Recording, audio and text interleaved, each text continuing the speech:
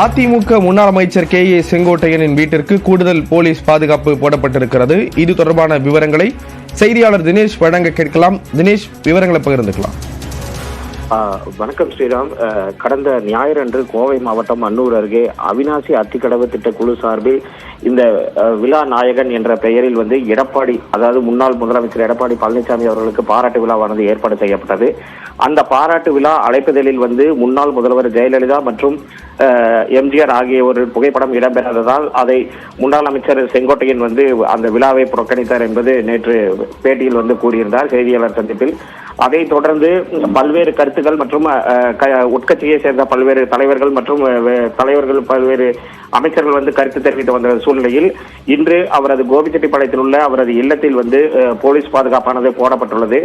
ஏற்கனவே பாதுகாவலர்கள் 2 பேர் உள்ள நிலையில் ஒரு உதவி ஆய்வாளர் உட்பட 3 காவல்துறையினர் மொத்தம் 6 பேர் தற்போது அவரது இல்லத்தில் பாதுகாப்பு பணியில் ஈடுபட்டுள்ளனர். முன்னாள் அமைச்சர் கே.ஏ. செங்கோட்டையன் வீட்டிற்கு கூடுதல் போலீஸ் பாதுகாப்பு போடப்பட்டிருக்கிறது. தினேஷ், யாரினுடைய கோரிக்கையின் அடிப்படையில் இந்த கூடுதல் போலீஸ் பாதுகாப்பு அப்படிங்கிறது போடப்பட்டிருக்கு? தற்பொழுது முன்னாள் அமைச்சர் செங்கோட்டையன் கூறிய கருத்து சர்ச்சைகளை எழுப்பி வரக்கூடிய சூழ்நிலையில் தற்பொழுது முதல்கட்ட தகவலானது கிடைக்கப்பட்ட நிலையில் காவல்துறையினரிடம் அமைச்சர் செங்கோட்டையன் பாதுகாப்பு வேண்டும் என கூறியதாக முதல்கட்ட தகவல் தெரிவிக்கப்பட்டுள்ளது. ஏதாவது விடுக்கப்பட்டிருக்கா? அதன் காரணமாக இந்த கோரிக்கை அவர் தரப்பிலிருந்து முன்வைக்கப்பட்டிருக்குமா?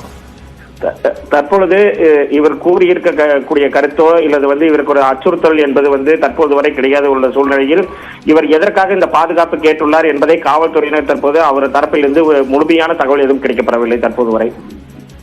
விவரங்களை கொடுத்தீங்க, நன்றி தினேஷ்.